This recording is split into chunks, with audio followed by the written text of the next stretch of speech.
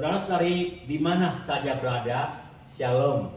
Pada waktu menyampaikan tentang Kristus di bagian akhir, saya sudah mengatakan anugerah hidup kekal itu hanya dapat diterima dengan iman. Iman ibarat kunci untuk membuka pintu surga. Misalkan saya punya kunci rumah. Nanti kalau saya pulang ke rumah, berapa kunci yang saya pakai untuk buka pintu depan dan masuk ke dalam rumah? Tentu ada satu kunci, ya. Demikian juga ada satu kunci untuk membuka pintu surga, yaitu iman yang menyelamatkan. Kunci yang lain menggambarkan iman yang tidak menyelamatkan. Apa saja? Yang pertama, iman melompat dalam gelap. Percaya Yesus, tapi tidak tahu siapa dan bagaimana Yesus menyelamatkan dia. Yang kedua, iman di akal. Percaya Yesus karena tahu dari khotbah, dari buku yang dibaca, tapi tidak mengadakan hidupnya pada Yesus. Yang ketiga, iman sementara. Percaya kepada Yesus untuk mengadakan hal-hal yang sementara dalam hidupnya. Dalam perjalanan, percaya dan mengatakan Yesus untuk meminta perlindungan. Di dalam kesusahan, percaya dan mengatakan Yesus untuk keluar dari kesusahannya.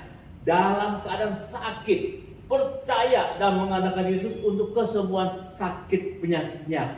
Tapi untuk mendapatkan hidup kekal atau surga itu masih mengatakan pada usaha perbuatan baiknya, kerajinannya ibadah, dan pada besarnya sumbangan.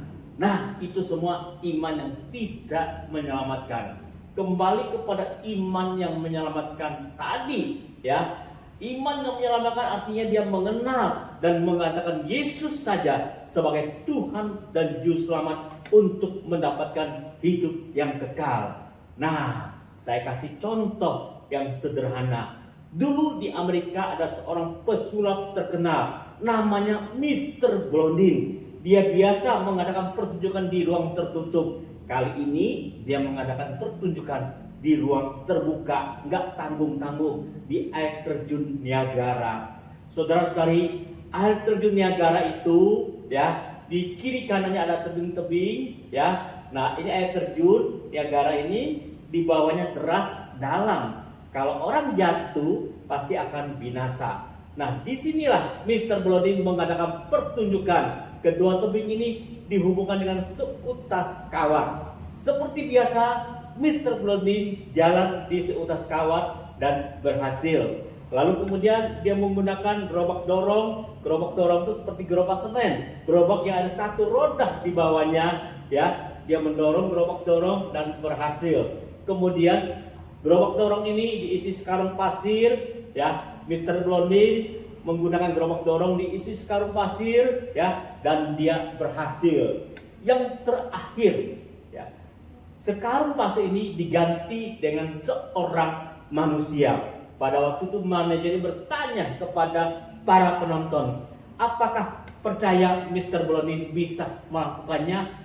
Sebagian besar penonton mengatakan percaya, ya. Nah, maka pertunjukan terakhir, sekarang pasir ini dikeluarkan, diganti dengan seorang manusia.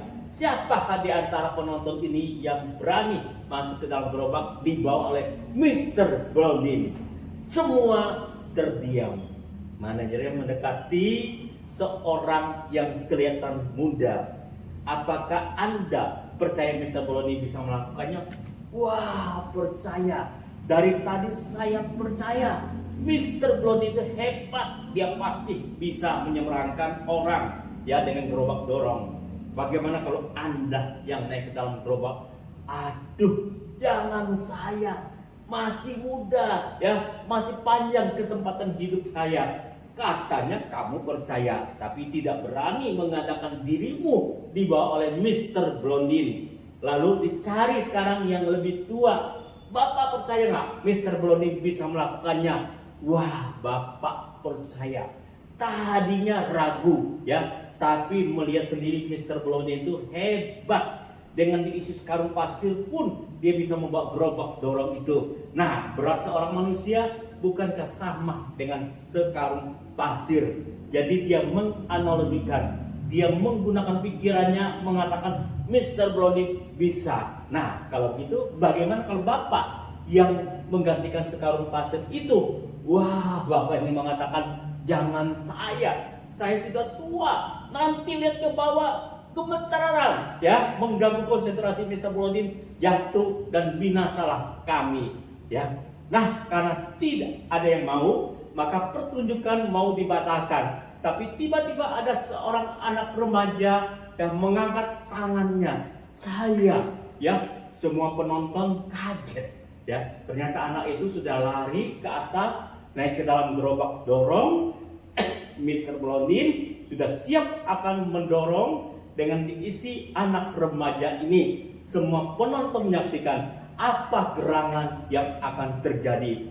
Mr. Blondin mendorong gerobak dorong yang diisi anak remaja ini, mulai melangkah selangkah demi selangkah sampai ke ujung ini dengan selamat. Semua penonton bertepuk tangan.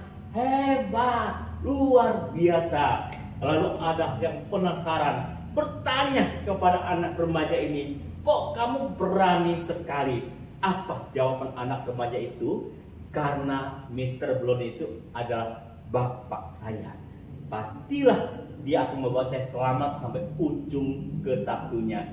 Nah, ya, semua penonton mengatakan pantesan. Tapi apa yang kita lihat perbedaannya antara percayanya anak ini dengan percayanya penonton yang muda dan penonton yang tua? Penonton yang muda menggambarkan orang yang punya iman melompat dalam gelap. Dia percaya Mr. Blondin bisa, tapi dia tidak tahu siapa Mr. Blondin, apakah bisa membuat dia selamat. Dan si bapak ini punya iman di akal. Dia percaya karena dia tahu sekarung pasir sama aja dengan beratnya seorang manusia, tapi dia tidak berani mengandalkan hidupnya dibawa oleh Mr. Blondin. Bagaimana dengan anak remaja ini? Anak remaja ini percaya dan berani mengandalkan dirinya dibawa oleh Mr. Blondin dengan menggunakan gerobak dorong sampai ke seberang sini dengan selamat. Nah, ini contoh sederhana. Mr. Blondin menggambarkan Tuhan Yesus. Anak remaja ini menggambarkan orang yang punya iman yang menyelamatkan. Kalau kita mengatakan saya punya iman yang menyelamatkan, berarti kita berani mengandalkan diri kita dibawa oleh Mr. Blondin, dibawa oleh Tuhan Yesus, melewati kehidupan di dalam dunia ini sampai ke surga sana. Bukankah Alkitab menuliskan dalam Yohanes 14 ayat 6? Akulah jalan, kebenaran, dan hidup. Tidak ada seorang pun yang datang kepada Bapa kalau tidak melalui aku. Yesus sendiri mengatakan, akulah jalan, kebenaran, dan hidup. Tidak ada seorang pun yang sampai kepada Allah Bapa, ya, kecuali melalui Yesus. Kalau kita mengatakan, ya, saya percaya Yesus, berarti berani mengandalkan hidup kita kepada Yesus yang membawa kita sampai ke surga. Nah, itulah iman yang menyelamatkan. Bagaimana dengan saudara-saudari? Saudara-saudari, ya, punya iman seperti apa? Apakah iman melompat dalam gelap? Iman di akal? Iman sementara?